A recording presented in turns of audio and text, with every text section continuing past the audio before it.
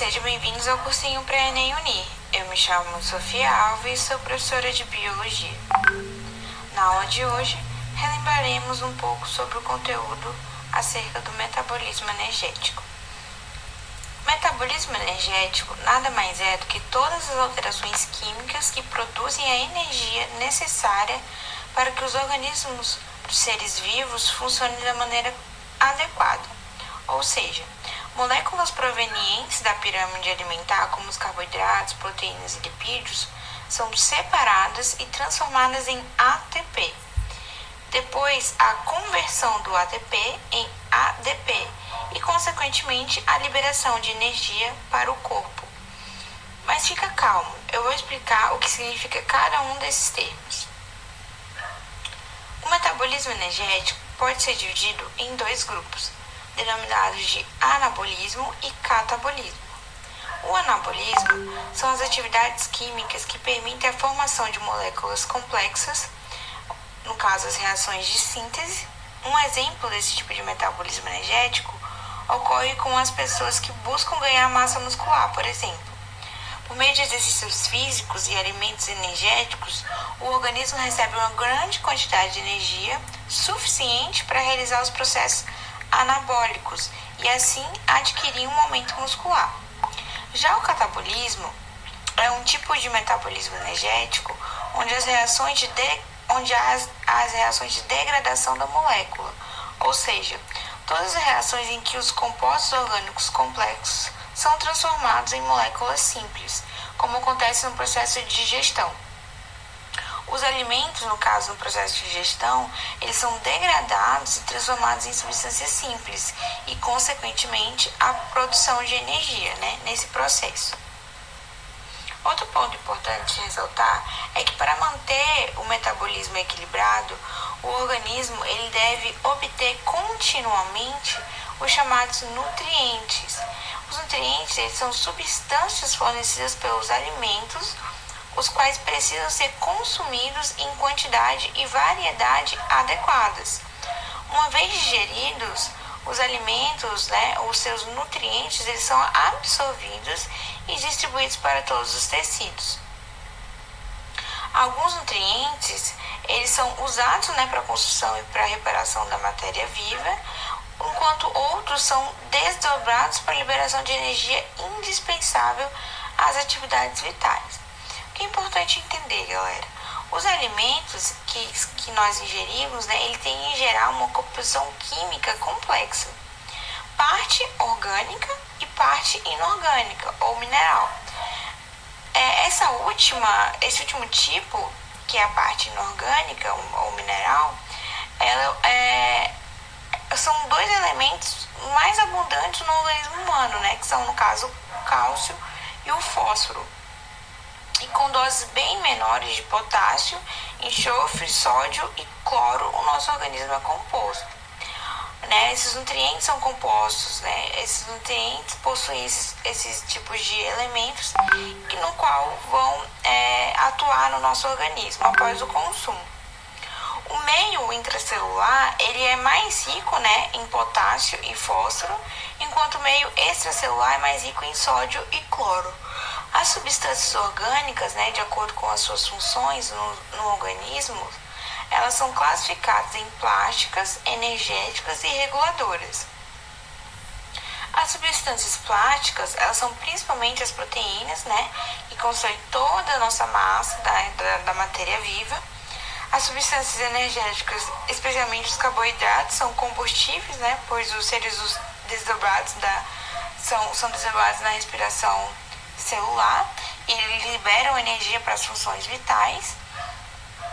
Já os lipídios, as gorduras, elas são constituintes das membranas plasmáticas e das organelas celulares, as membranas lipoproteicas. Além disso, além de ficarem armazenados no tecido adiposo, também há uma pequena disponibilidade de carboidratos e elas são mobilizadas pelas células para oxidação com liberação de energia, funcionando também como reserva energética do organismo. Ou seja, eles têm, portanto, uma dupla função, tanto plástica quanto energética. Basicamente, galera, as células, elas usam uma molécula chamada trisfosfato de adenosina, nosso ATP, tá? Como fonte de energia. Os fosfatos na molécula animal, né, ou vegetal, elas podem fornecer energia para os substratos em nossas células. Existem enzimas em nossas células que podem remover um fosfato de ATP e anexá-lo como uma molécula diferente, geralmente uma proteína. Quando isso acontece, pessoal, nós dizemos que a proteína foi fosforilada, ou seja, ele é responsável pela captação, no caso o ATP ele é responsável, tá? Pela captação e pelo armazenamento de energia liberada no processo de quebra de glicose. Ou seja, portanto, essa sua constituição, tá, pessoal, é a adenosina, um nucleotídeo associado a 3 radicais de fosfatos interligados em cadeia. Outro ponto importante para se ressaltar, galera, é que o ATP ele é usado para fosforilar uma proteína, no caso, uma enzima chamada de quinase. Essa enzima ela remove um fosfato do ATP e facilita a ligação entre o fosfato e alguma outra proteína. A ligação de fosfato a uma proteína dessa maneira é chamada de fosforilação. O osso fosfato com a proteína tem maior energia, né? O que acontece? A fosforilação, ela usa então essa energia para causar mudança na conformacional da forma da proteína, na forma como essa proteína é constituída. No caso da nicotinamida adenina dinucleotídeo, no caso o NAD, e a flavina adenina dinucleotídeo, o FAD, elas são coenzimas envolvidas em reações de oxidação e redução reversível, respectivamente, tá?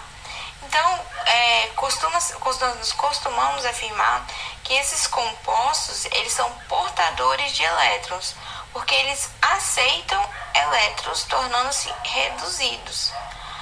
Durante essas etapas catabólicas, na quebra de moléculas orgânicas, pessoal, como no caso dos carboidratos e dos lipídios, tá bom? Então, essas coenzimas, elas são reduzidas e elas podem doar esses elétrons para alguma outra reação bioquímica, que normalmente está envolvida em um processo que é anabólico, tá? Como no caso da síntese de ATP.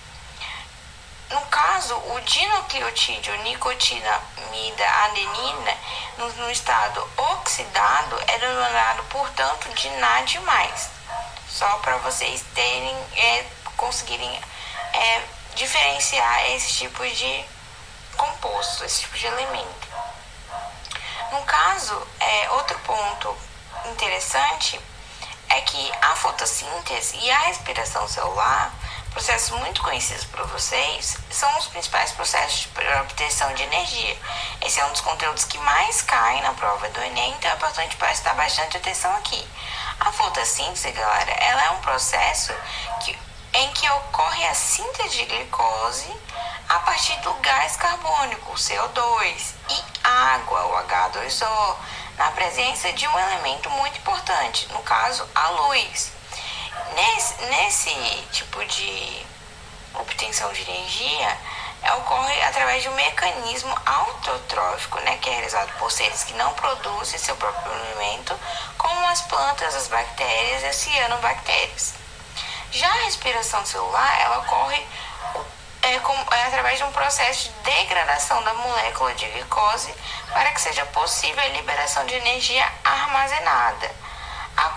Isso acontece, tá, galera, na maioria dos seres vivos, e ele pode ser realizado na forma tanto aeróbica quanto anaeróbica. Na respiração aeróbica, pessoal, há a presença de gás e oxigênio no ambiente, tá bom?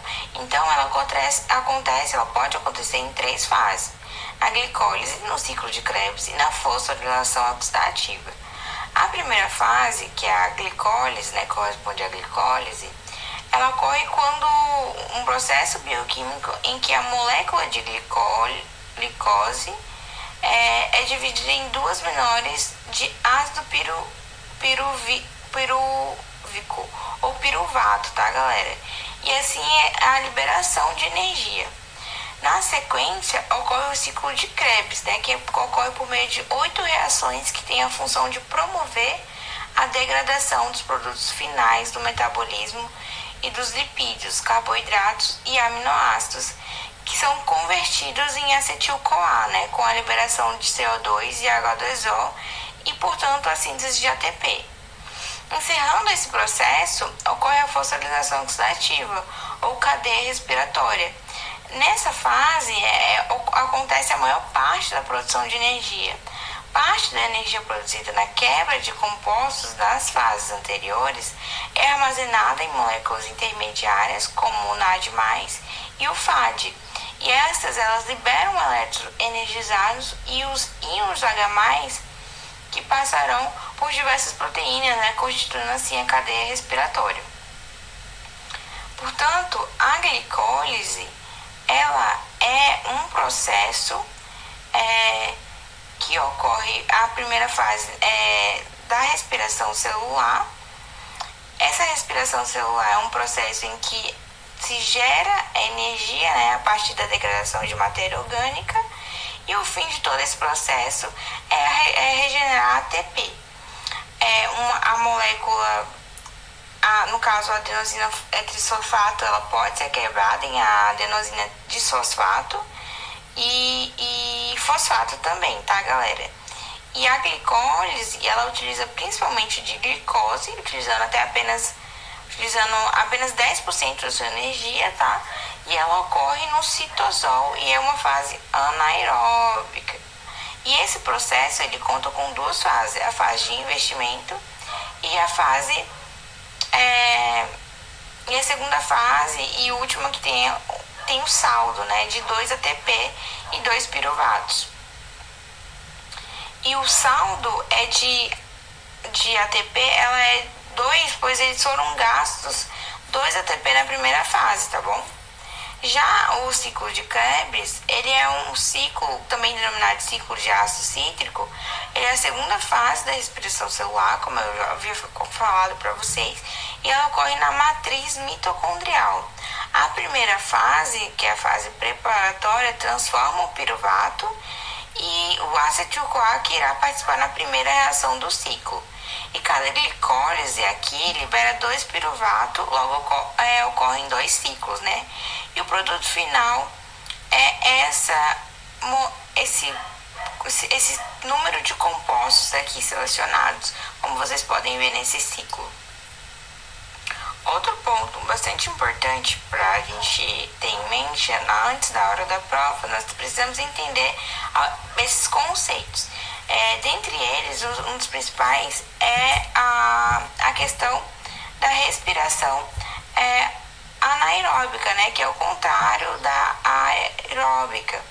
E aqui ela acontece sem a presença de oxigênio, né, como na fermentação, quando ocorre a degradação de substâncias simples. E ela pode acontecer de duas formas, a depender do produto formado pela degradação da glicose. A fermentação alcoólica, nesse processo, né, existem duas moléculas de piruvatos, compostos orgânicos, que contêm 3 átomos de carbono, gerado ao fim da glicólise, e são desconvertidas em álcool etílico, tá bom, galera? Com a liberação das moléculas de CO2 e a formação de 2 moléculas de ATP, onde é produzida por algumas bactérias e leveduras e é utilizada na produção de bebidas alcoólicas, como vinho e cerveja, pão, entre outros alimentos. Já a fermentação lática é quando cada molécula de piruvato se transforma em ácido lático, que formam 2 moléculas de ATP, tá bom? E nesse processo é realizado por protozoários, fungos, bactérias, hemácias e células do tecido muscular. A fadiga muscular, por exemplo, ela é causada pelo exercício físico e é decorrente da liberação de ácido lático pelas células ao realizarem fermentação, por conta da ausência de oxigênio. Então, esse é um dos exemplos que a gente pode ter em mente quando nós estamos falando sobre a fermentação lática.